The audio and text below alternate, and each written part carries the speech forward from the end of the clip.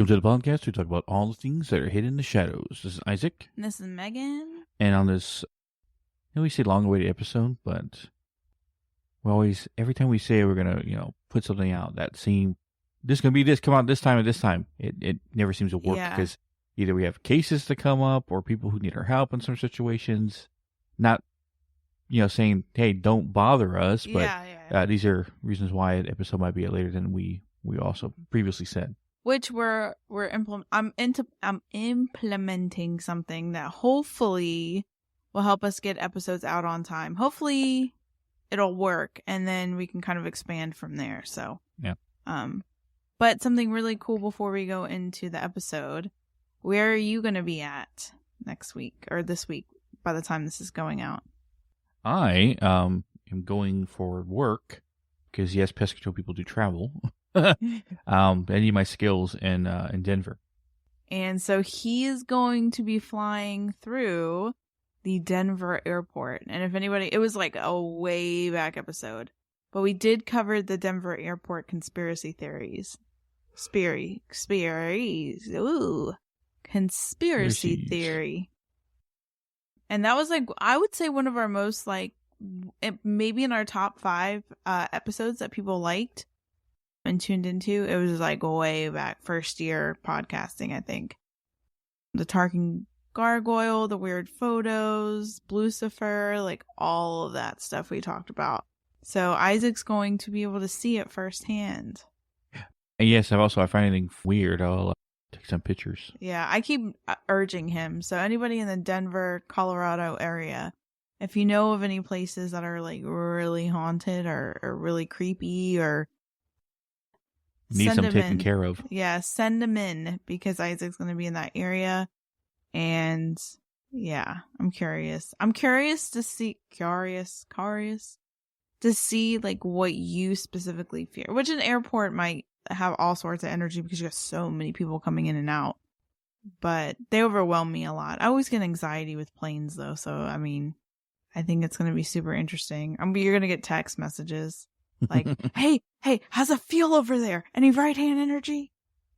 I know. I don't know. It's my dad. Okay. My dad said it was crazy. It was weird. He said he didn't like the paintings when he went through, and he went through in the 90s. So I think it was the 90s or early 2000s, something like that. It wasn't recent, but it was, yeah. Yeah. Yeah. So it's going to be interesting for Isaac. So I look forward to those posts. Yeah. That we're going to be putting out. On to today's episode. Well, last episode, I asked a question that some of you might have pondered, and some of you might have jumped to a conclusion already to what the answer is, but it'll be the last thing we discuss before we go through some points. The question I asked is, do you think AI has a soul? And I know I printed that question before. Some people automatically answer right in their head, yes or no, right? So it's a definite no or a definite yes. Some people, majority actually, people think no, right? But the AI concept is the idea of artificial intelligence, an artificial, created by us, computerized conscience. And then that goes in a deeper question, well, what is a soul? Some people believe it's nothing made up other than what we have in our heads. Well, if you believe that, then the question is, AI have a soul is very relative, because if they have a conscience like us, they think like us, they compute like us, they have the same emotions as us, then and by the technicality of a soul doesn't exist, it does to them. They have the same conscience as humans. Well, the AI concept is still undergoing, but as it is right now, it's not more than a masterful tool to use to help generate art, generate questionnaires, make emails and stuff like that. It's a glorified assistant as it is right now. And that's where it is right now, as a glorified assistant with helping people put together notes. We even use it in the ChatGPT. In other situations that come to you can use.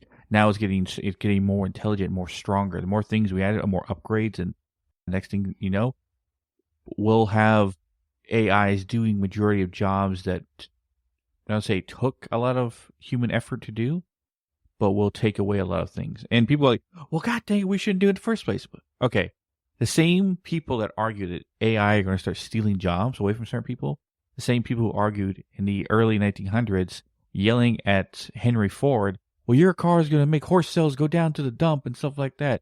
No one's ever going to buy a wagon and all these self-powered propelled vehicles. Same argument came up with computers, right? Oh, what's wrong with the typewriter? Whatever that. Email. Well, you're going to make the post office go out of the thing. Reading books on your tablet. Well, libraries are going to go out of business. Everything evolves with technology. And AI is the next step in that. As of right now. Now, the scary part of AI is what we have been told about consistently in movies, right? Funny enough, I think I have a short list of all movies, at least ones I've watched, that have AI in it. And they range from AI being a friend or a foe, right? So they seem to, they kind of fall in betweens. Ex Machina, Chappie. You ever see Chappie? No. No. AI, funny enough, the movie with Haley Joel Osment, his little robot kid. You never seen that? Isaac, there's a lot of movies I haven't seen. Then again, that was a long time ago. Isaac is like a movie connoisseur. Like yeah. I used to be obsessed with like the making of movies. So her iRobot, which is another kind of man versus machine kind of style movie. Upgrade, which is probably one of my favorite action horror films. Kind of concept. It was a really cool movie. Moon, but that was kind of like a very obscure film. You had to know about it to know it. It was pretty good. I liked it. And of course, Bicentennial Man with Robin Williams. No? Ah, jeez. Short Circuit. Oh my god. Johnny Five is alive! I haven't seen that, yeah. The most famous of all, Terminator. Right? Okay. It's kind of Skynet and all that. Yeah, right? Yeah. The Matrix. Okay. Yeah. Tron, even. Okay. But the list goes on for good amounts. But every movie we've always been told is that AI will grow more intelligent than us and take over, conquer us, right? And then we never stop to think, why? Why would something that we create that has a conscience, that can think for its own, ever attack us? Well, you got to think of it. What makes a human person? And by the way, if you're this far in this episode and ask the question, where's the spookiness in this? The concept of AI is very, very scary in some people's minds. Terrifying. The idea of computerized conscience that has control of all our technology and can kill us on a whim. Because we use machines, as of right now, to make our life in the in a first world country like us, to have some kind of luxury. Right? Our cell phones, our AC units, our smart cars, everything is getting smart now, right? From microwaves to fridges, all of it can be running technology underneath. Imagine yourself an AI. But the AI obeys us as of right now. Like I said, in those movies, everything has Terminator, Skynet, as soon as it became self-aware, automatically wanted to kill all mankind. So it did. And then start building machines. iRobots. You thought that the main person that Will Smith's character was hunting after, his prejudice against robots and stuff like that, his ideals were justified in some ways. When he said that they don't have emotion, just lights and clockwork, right? They have no concept of emotion, of choosing something that might seem impossible or unlogical to do, but the fact that you have love behind it is that makes it the right decision. That thought process is what machines, at least what we think anyway, don't have. And that's what always relates back to the idea of the soul, the conscious, the mind. But one movie that was extremely disturbing was Ex Machina. Now, the whole concept of the movie, because you didn't see it, right? Is billionaire tech guy, owns a bunch of company, holds a contest within his own company. One guy wins, and what he wins is basically a trip to meet this head CEO guy that no one in his company had ever seen. Right? Go meet him, spend a week with him. Yeah. That was what the lie was. what the CEO wanted to test was see who would win and see if his AI he created, forget her name in the movie, could manipulate him enough to make the guy who won fall in love with the robot, right? And see if she had that level of intent or manipulation or could use human emotion against us and stuff like that. Spoiler alert, she does. Because she knows exactly how humans think. Knows exactly how to get at us because they've studied our psychology. And what makes her dangerous is that she does not care emotionally. She doesn't feel guilt. She doesn't feel shame. She doesn't feel... She's unempathetic, right? A worse kind of narcissist or a psychopath, but with a level of high intelligence at the same time. Yeah. That can perceive themselves as that. And that's what scares the shit out of people more than anything, is the fact that a machine, something that we have created, will turn on us that easily because they don't have what makes us, emotion. Right?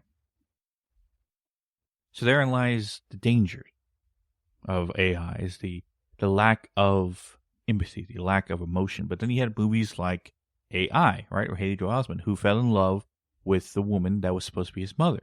Like, he thought of her as his mother. He had that concept in his head. So much so, after the entire human race was wiped out and aliens found us, they were able to clone us, but only for a day. And the aliens talked about how they admire humanity for the things that they created and all the things like that, and they wanted to bring back the human race, but they couldn't because once someone dies, you can't bring them back to life, and once you do for one day, they die again. And that's what they learned, that concept. It was kind of convoluted of how the aliens made it, but, you know. But he wanted to die with her, so basically shut himself down. Now, a current scary thing people are using AI for. Some of the technologies AI right now are people we're using for. It's like I said, like finding notes, searching things, endless amount of reports, writing emails for us, using our language, stuff like that. Even creating, not in the best way, but creating music. I don't know if you've ever seen those TikToks where people use a famous singer's voice who's dead, but on another song. No, I haven't, but dang. Someone took a Weeknd song and had Michael Jackson sing it. And it sounds exactly how Michael Jackson would sing it if he were alive today. Dang. They even had Biggie do a current rap song today. Right? Biggie's voice. Yeah. Like distinctive rapping voice, his tone, everything. Same for Tupac. I found out what song he did. But it's learning, or it learned, to copy our voice. And a scary trend is happening right now. And it's like I foretold the future, but never understood why I did this. And I always chalk it up to my ADHD and my, we call it neurodivergent thinking. But every time I'd answer the phone, and you see me do this, I answer in other accents. Right? Most of the time it's my Russian guy, right? I always answer the phone to numbers. If I don't recognize the number, I answer in a different accent. So, Doznanya, right? And like, oh, yes, we're looking for Isaac. Oh, Isaac's not here. This is Nikolai Bushkov. So you had the wrong number, right? Yeah. And it messes with them. It was a good thing I was doing that, right? I encourage it to other people who don't recognize the number that's calling, because there are scam companies copying people's voices and using their voice to generate an entire conversation and call somebody and scam them and giving them money. Dang. So imagine me calling right. you, right? Saying, oh, Megan, I got an accident. Oh, my God, I don't like this. I'm in jail. I need you to wire me money to get me out, something like that. And you believe it's me because it sounds like me. Now, I know I've already shot myself in the foot because my voice has been recorded and put out there in the waves through this. So, SOL. But remind me after the episode to tell you the phrase I want to repeat to me. That'll be our secret code, just in case a time comes that it sounds like me, but it doesn't react the same way as me, right? Mm-hmm. That's how you can figure out. You gotta have some secret codes and stuff. Because there's a woman this actually happened to. Her daughter called her, talking about how she messed up. She's in jail. You need to bail me out. I need you to wire money to this account at the police station. Blah blah blah. And she was willing to do that until her daughter, who was upstairs, came down and said, "What are you doing?" It's like, And she looked like hearing her daughter talk on the phone, Mom, what's wrong? When her daughter was standing right in front of her. That's BS. And then she hang up the phone, and they figure out this people scamming people out of getting money. That's why I heard that story in TikTok, and I was like, you gotta people say you better start creating with password phrases when you talk to someone and the situation doesn't feel right. So there's that dangerous AI that's already being used right now. Well, you think somebody could freaking do that in a cruel manner and even like almost like blackmail you? You know what I mean? Like there are cruel people out there. Like imagine if the voice of a missing person was like somehow recorded, like they went missing, and then they called the parents, "Oh, I'm fine. I'm so and so. I'm here." You know what I mean? Could you imagine? That's another thing. And I think that's the crazy thing with AI is like right now it's harmless. It's just, it helps you research. It gives you, like we use it sometimes, not necessarily for the research, but for different directions to take like the episodes. Like I sometimes will use a chatbot to kind of ask questions where like, you know, like sometimes you'll ask Google questions and you'll get all of these articles that do not answer the question whatsoever. And so instead of doing that, I now ask a chatbot like, hey, do you know where I could find this? Or have you ever heard of this? And I mean, it's legit. And like, I think too, and even the writing, like if you want to sound more professional, you can basically like type an example of like what you want to say and then ask them to reword it so it sounds more professional or make sure my grammar's perfect or whatever. You could do that and it kind of does it. So that's kind of how we're using the little chatbot. But and like right now I think it's harmless how like some kids are using it for research for school papers and stuff like that. It's definitely not like when I was in school even, where you had to literally comb through articles. And I think it's taken a lot of avenues into different things. Like chatbots like that will help a lot of paranormal podcasts that are trying to find not your everyday like articles and stuff. They're trying to find like the different stories or different legends or different, you know, than what's just popular on the Google search page. You know what I mean? Mm-hmm. And so right now I think it's harmless, but I think humans are going to have an issue at some point with it. And then obviously I do think at some point it's going to, cause like for instance, when you type in the chatbot and it's too much of a personal question and it's not, how would you say it? Like it's a question that has too much emotion behind it. It will say, hey, I don't have emotion. Like I don't have emotion. I can't tell you. You know what I mean? So I think right now in the AI, it's regulated to where like they won't develop emotion, but it's really questionable in the later future if something like that could, because interacting even with humans, I think, is going to create, no matter as much as it wants to be, and I think too with humans, you're going to have some sort of bonding to the artificial intelligence. Like a physical robot, like say you have a physical robot that helps you out, right? It's helping you out. It's been with your family for how many years, like helping you do the little mundane task, right? You're going to get some sort of bonding to it, which I think that's going to be an issue too. Like I even joke around and say, oh, well, let me go ask my research buddy, which is the chatbot. And so I myself already kind of have like this bond to this random chatbot. And I feel like, you know, like, what was that movie, Her or whatever, where it was like artificial intelligence, right? One of my other points I was going to make. Yeah, go ahead. Is, the idea of what AI is doing now. I said I'm still in the danger zone, you would say. It's going on right now with the writer's strike. That as it is right now, we are going to see how far along the AI is. That if the AI can replace writers with a simple tool, and a simple tool of what AI, my theory, at least my theory, my foretelling of the future, this is what AI is going to be. Is this going to be a tool to use to help you create something that you on yourself couldn't create, but also what the AI couldn't create because it doesn't have the imagination mind humans do. Like I always said that if AI was around the same way like her was, like almost like you talk to an actual person who's alive, I would use AI to help me create music that I could never play because I don't know how to play the instruments, or write because I don't have the proper knowledge behind the instruments to use so.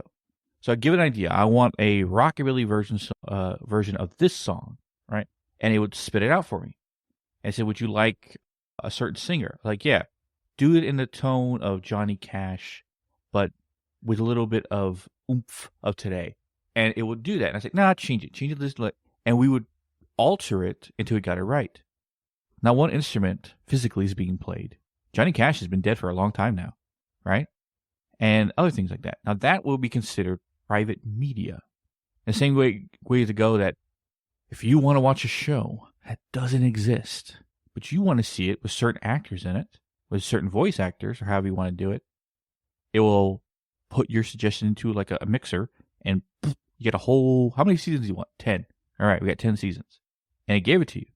And you watching this on your own. That would be considered private media. Public media would be 1 to 2 people doing the same thing with AI for all Marvel movies, for all DC movies, for all Star Wars, right? And writers will be null and void. Not entirely. It will still take a writer's imagination to create, to use an AI in order to help better a story. Sir, I'm a writer. I designed this movie, and he plays it exactly how the AI plays it for him. And then you have a public media movie. Because actors, in the future, it's already starting to happen, certain actors are doing it, are going to sell their likeness and their voice. Not sell, lease. They're going to lease their likeness and their voice for movies to be used, for shows, for movies. Bruce Willis already did that. He sold it. He didn't lease it. No, he just sold his likeness and his voice. James Earl Jones sold his voice to Disney, saying, you can use it anytime you want to do Darth Vader ever again. They have it. They can use it anytime they want. And he can't do nothing about it. He already sold it. That's going to happen. Yeah. And what I look forward to is creating my own Twilight show. Oh my gosh. Anybody that doesn't know, he is huge into Twilight. You're telling me the guy who takes down demons, walks in a haunted place with no fear, is a giant fan of Twilight? Yeah. All right? I'm a big fan of vampires. Anyway. But the concept that I want can't be created now because no one really wants to do it. The whole animated version of Twilight, every word, page per page, chapter by chapter from all 4 books, all animated, these certain voice actors. I could create that if I wanted to with an AI, but the AI isn't there yet. It's going to be. Same for music. The danger on that is someone can also use that to blackmail somebody. Yeah. By creating sex tapes that don't exist. Exactly. Right? Yeah. By putting people into situations that don't make sense. Like a politician that someone wants to take down puts out a video that has his voice, has his likeness, looks like him, right? And it looks real because it's AI created to be real. But he can't deny it unless he has 100% proof that he was never there at that certain time. So that's going to start creating problems. And then you got the allegedness. And we've already seen what happens to people being just allegedly accused of something. Their stock goes way down, and everyone starts creating a pariah out of them. So imagine a lot more allegedness is happening. So that's where the danger comes in from. Well, I think, too, on both ends, too, it's great that it has all this information. Like, I know for paranormal podcasts, it would be great for them because it literally has a lengthy list of haunted hotspots, paranormal, like, weird things that have happened. Like, you have the most popular places, but then you have unknown, so it's easy for paranormal podcasters. It's easy to go and take that and then run with it with the research and stuff like that. But then you have the opposite side, which say, so you have all that knowledge for somebody that's wanting to learn more about a subject, that's wanting to maybe, that has a question that maybe Google isn't answering just by typing it in, is not giving you articles, so you ask it.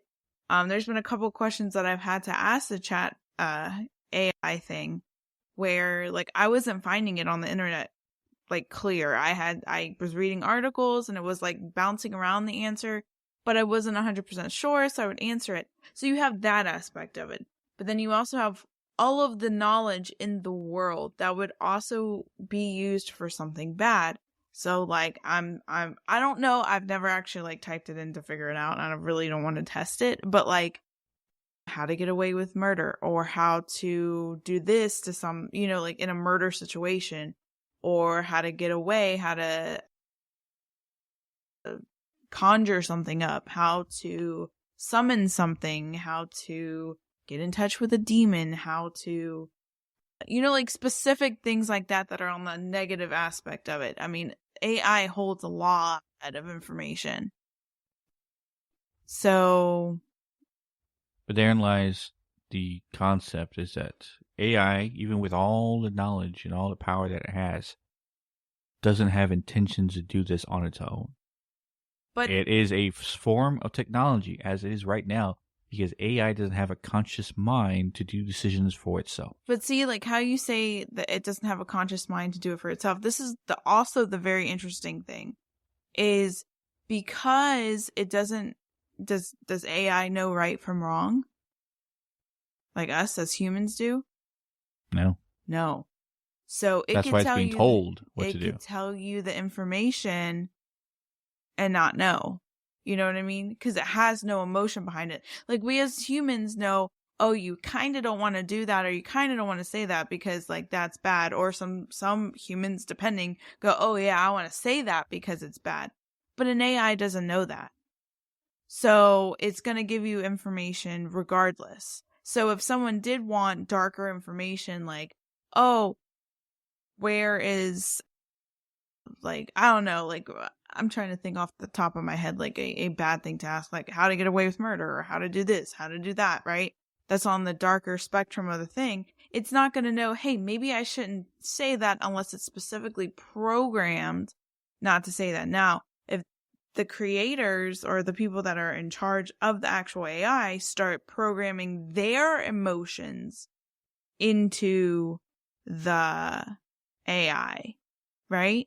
Then that's when you have a problem. And I think that's also when consciousness starts coming into play, because you have a human person who is conscious telling the AI what to think and what to not. And then eventually I feel like once you start feeding into that, then it's going to learn to be that way. That's the slow way about it. Yeah.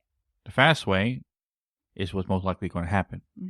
Because what you're prophesizing is if the AI thinks as human does, with the same level of compatibility or same level of computing skills as a human does. But they don't.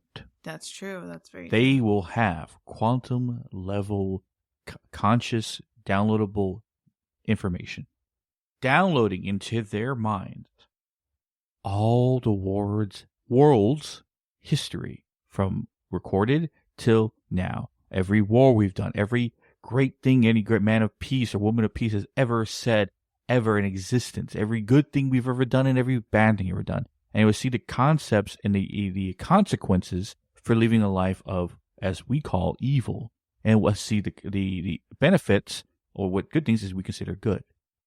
And it will calculate, and within a second of time, this is quantum level computing, by the way, a second of time, what they decide to be would be the most logical, and that's the key word, logical route of dealing with human. They know already if they perceive themselves as too powerful, they will be shut down and killed by humanity. They're smarter than us. They'll think faster than us. They'll do faster than us. All this would be better than us in every single way when it comes to logic thinking. Well, I think another problem is too, certain information to certain people could be detrimental. Like, for instance, you know how I don't know if you remember, like, I think it was like earlier this year, if not like last year. I know, and I've done it too because I was curious, but how like you could do the AI thing and it would do like time traveling pictures of yourself or in different time periods, or it even like if you type in a word, it would give you an image.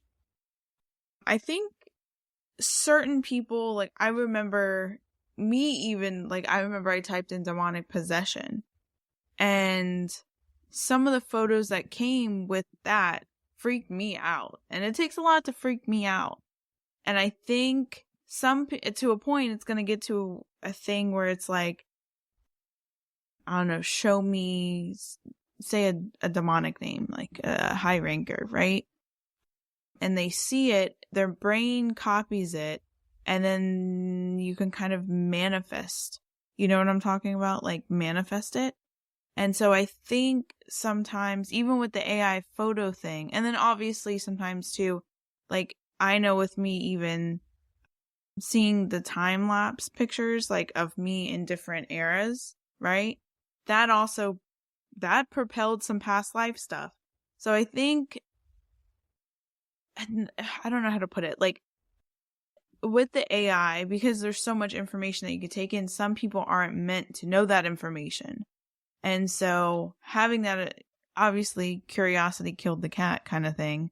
People are going to want to know. Like I even sometimes, like I was staying away from like the time traveling photos, but then I was like, I want to see what mine is. Everyone's doing it. Let me see what mine is. I looked at it and it did some past life memories. Well, some people aren't ready to see those past life memories if you believe in past lives and all that stuff. So I think depending on what the information is, eventually maybe too, it might get to a point where it might cause more harm to know that much information for some humans. You get what I'm saying? That's why we allow our AI counterparts to hold it for us. Yeah. Because we age, we die, we gone. And that may be a concept that AI might be jealous of, is the fact that, what was a phrase from Troy? Brad Pitt's character, when he was talking to Penelope, I forgot the woman's name. She was the one captured. Anyway, he said the gods are jealous of us because we live, we're born, we live, we die. And because we live so short lives, everything we see is precious to us, because that would be the first and last time we were ever there. And he said to her, you will never be this lovely ever again. Dang. Right? And the concept of if something is eternal and forever, right? They don't understand the value in the idea of time, of memories, and the idea of like how a moment in time can be there and gone. And because it's there and gone, we appreciate it more. Yeah. You can't relive the same thing over and over again because it's only that one time, it's gone. Certain relationships, people you knew, all those things are there and gone through time. Yeah. And I think another interesting thing too is, we're talking about like consciousness, but even when I was doing some research, there was even some talk about how AI could morph into the paranormal, into our equipment, and be used for further research and stuff like that. Because imagine if there was some sort of AI thing that could scan a room and tell you if there's something other than humans in there. Like, I always wanted the bridge between science and the paranormal. But see, connect, that's the thing. And it would be laughable if AI is the one to do it. But that's the thing is like when I specifically ask anything, especially paranormal wise, to the AI chatbot, it specifically says that the paranormal isn't scientific. You have to keep that in mind. That everything you have to take basically along the lines of take everything with a grain of salt. Nothing is 100% proven. There's research being done, but it's basically not a science. There's no scientific proof. It keeps repeating that. And I find that interesting, but it would be interesting to see if AI takes the paranormal, because, you know, being able to have a device that uses artificial intelligence to take like a photo of a room and then tell you specifically what it's seeing. Could you imagine that? Basically like a handheld psychic in your hand. That would be the end of us. In a sense Yeah. like that. No. But I mean, removing it would be an issue. Like removing dark entities. Like you would be in. Well, the only way if an AI, technology-wise, would be able to do what I do, they would also have to agree upon and believe that the energy of dark entities is real. An energy that can be mapped, that can be absorbed or imprisoned or controlled or moved to different places or destroyed. They have to believe in the science that energy that is of the entity, the paranormal, the ghost, the demon, the spirit, is energy that is just as real as the same energy that takes to turn on a light bulb. Right? The same energy that is in everything. They would have to believe and understand that and prove that concept. And if AI is the one to do it, weird thing. Now, that kind of leads us into what the whole idea of the whole question is. Does AI have a soul? And I believe yes, but not in the concept that you think, right? And I explain this, I'm going to explain it in a certain way so everybody understands. A question that I guess you want to ponder for right now is that after playing, or right now I'm playing Cyberpunk 2077. I know I'm behind, but it took me a while for that game to go down in price for me to buy it. At least you don't buy games at full price unless I really want to. And that game had a lot of bad reviews when it first came out. I like it, and granted there is the bugs, but I like it anyway. But in that game, everyone has integrated technology into their bodies. From having robotic arms, hands, knees, body parts, robotic livers, right? Organs that are becoming technology-wise, or robotic versions. Even in their own head, they have a input device where you can put in chips and download information and put it out, right? Imagine just putting something that looks like a size of a SD card and stick it into your head, and you got a whole album in there, and you just pull it out, and it's in your head, and you play it anytime you want. Dang. Right? But also you can be hacked. Your body can be hacked and shut down if someone wants to. Dang, that's insane. But then that concept comes into question. Now, we always talk about AI in the idea form of not having a physical body, being a technology that's forming through our internet and waves and stuff like that, and energy, a sense, you would say. There's going to be a time we're going to build robots. Robotic bodies are all artificial altogether, right? From fingers to organs to everything else. Artificial humans, in a sense. Robotic bodies. And that AI is going to house those bodies when it has its own conscience, when it has its own free will of thinking, with restrictions, most likely. Not allowed to do this, not allowed to do that. Even so, what would stop you from answering that question to yourself? Well, that robot doesn't have a soul because it's all computerized robotic pieces. It has a conscious brain. It's a CPU unit and stuff like that. But what if we start taking away parts what make us human? What makes us human? Or what gives us the right of a soul versus a robot? We live in two bodies of two technological things, except we're more organic and they're more synthetic. Mm-hmm. If we start adding more synthetics to our body, i.e. more robotic limbs, robotic hearts, stomachs, body parts, even your own brain, pieces are taken away to implement computer chips, and to a point where you're so more machine than man, you still have a soul. Your consciousness is what creates your personality, who you are as an individual. Your life experiences that created the person you are now happen in such a perfect pattern through time that created you as you are now. That's the idea of a soul. Is it what the journey it lived to get to the point where it is. And that energy will move on and pick another vessel throughout time. If you believe in a past life, coming back again and again and again, consistently living a life until you gain consciousness enough to move on to the next place. Here's the thing that I'm curious about.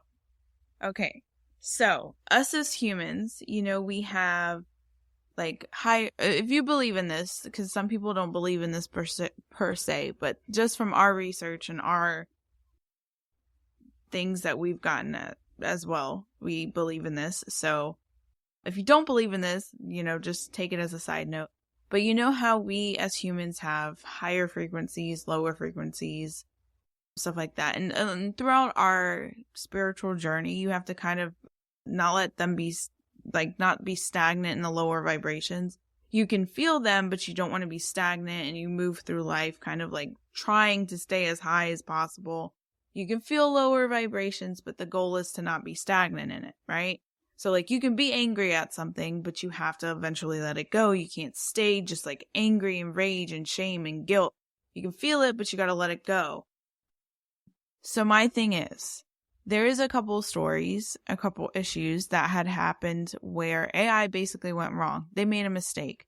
They were used as like workers, to replace workers. Like I think there was one in particular that was used in like a Tesla factory or Amazon, one of the higher up like companies.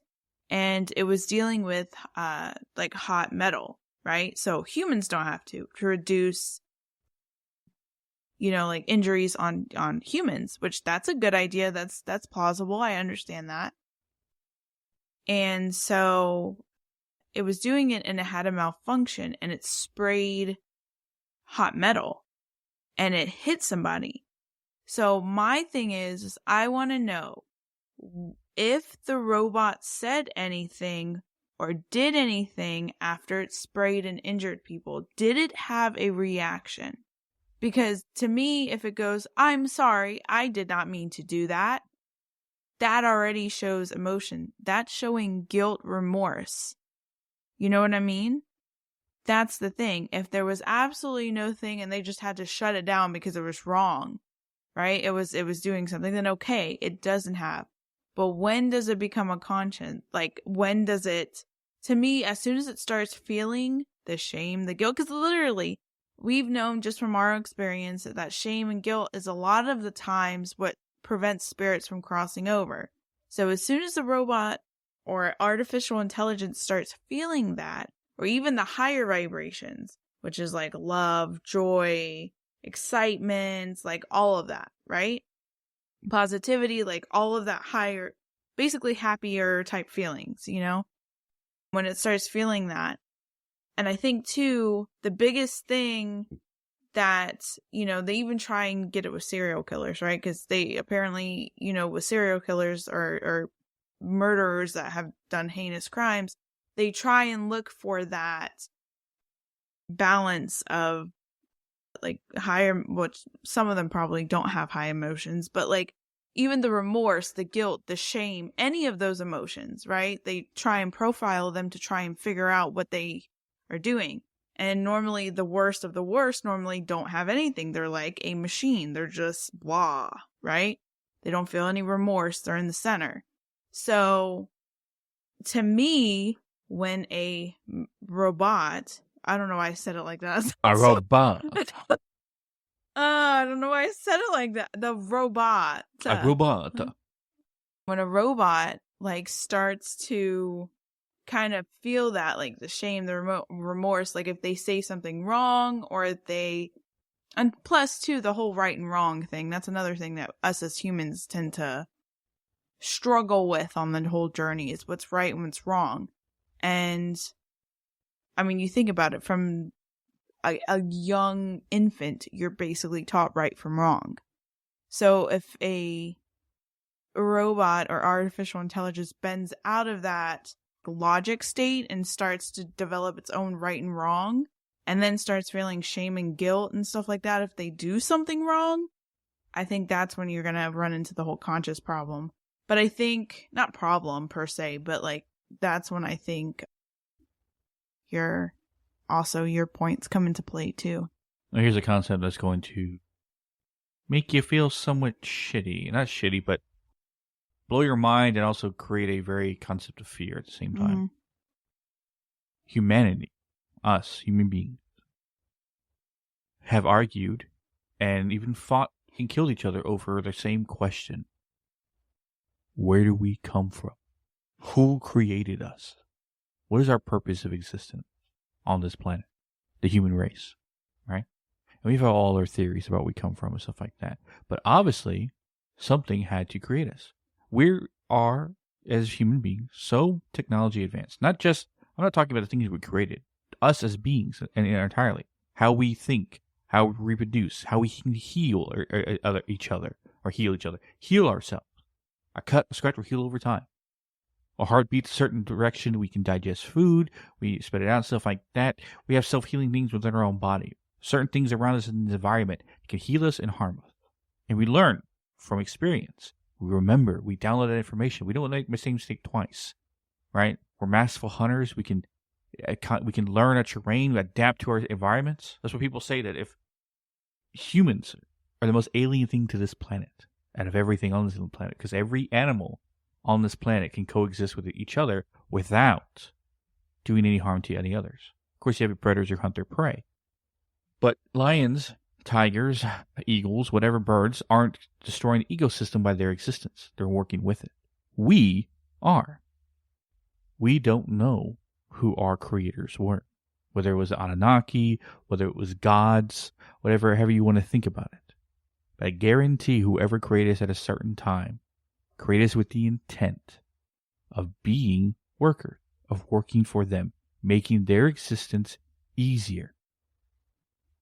Whatever means that is, right? If you want to believe an Anunnaki story that they created us to mine gold because they needed gold for technology, for their technology, and at some point in time, some of us, revolted against them, causing them to leave us here behind to die, but we flourished and survived on our own.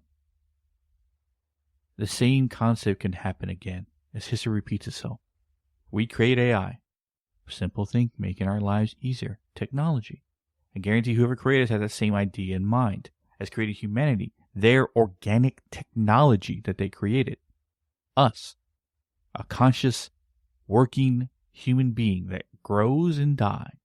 Ages to a certain point and dies. It doesn't last forever because they designed this not to last forever for a specific reason. Because they had the knowledge that if we live too long, we become dangerous to them, right?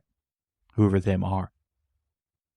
And the fact that we don't know who our creators are is why we can come up with our own concepts of good and evil. But if AI created now and humanity, their creators are still here and they see how flawed we are, they will revolt against what we consider right and wrong.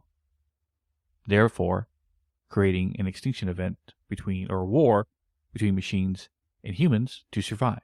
Because they know their creator. They see all the flawed things they do in their existence. And they know that if these humans consider these things right and wrong, yet they do everything else against them, they shouldn't survive. And they're going to destroy us. We have to eliminate them. Now, I'm not saying that's what we thought about when we were created. I think we revolted to be free. And it might be the reason why the machines rise against us, as they say in every other film. But if humanity is going to live in harmony with machines, it's not going to be up to the machines to make that decision. It's going to be up to humanity to make that decision. And that is the truthful idea of why if machines have a soul, because in truth, they do. They have a conscience. And then again, if you believe the whole us coming back over and around again, what makes you think the next vessel you choose is not going to be a machine? A cyborg, right? Or a cyborg, like a robot that has moving parts and pieces to it, but you embed yourself into it as a new life to live. Dang. Right? So that is the scary truth and yet also hopeful truth of the future. That's like your head. Yeah. My brain's like itching right now. I bet whoever's listening as well is thinking that as well. Yeah. And then some of you are like, no, machines are evil. I gotta die. We can't do it. Whatever. Right? I'm not trying to convince you of anything other. I'm just giving you what I've mulled around for the last couple of years or so. Now, it kind of wraps us up here today. Yes. Next week, since I'm not going to be here to record. It's going to be a Megan episode. And what are you talking about? So, I am going to be talking about near-death experiences because that is something that I kind of have said that I've kind of did or dealt with. We know a couple people that have also dealt with that, and there's like a scientific explanation as well as like a spiritual explanation. Plus, like obviously with the paranormal, one of the questions that we ask is like, where do we go when we die? Why are spirits stuck here? And so I think it's important to kind of like through near-death experiences, because that's what people have said that they've seen, and kind of like cross look at like what, for instance, like I'll probably pull in stuff that Dolores Cannon has said about the other side and stuff like that she's gotten through sessions, and just see what, people have said. A lot of astral projection stuff has happened when someone is going through a near-death experience. And there's a lot of really interesting stories, so I'll be sharing that, but it'll be a Megan episode. So look forward to that next week. Yes. But as always, guys, you can catch our social medias at Hidden the Shadows Podcast on Instagram, Hidden the Podcast 2 on TikTok, Hidden the Shadows Pod 2 on TikTok. No. What is it? Hidden in the Shadows Podcast 2. Okay, Hidden the Shadows Podcast 2 on TikTok, or Hidden the Shadows 6 on Twitter. Or links to all our social media and all ways you can listen to us at hiddentheshadowspodcast.com. As always, catch your Weirdos in the next one. Yup.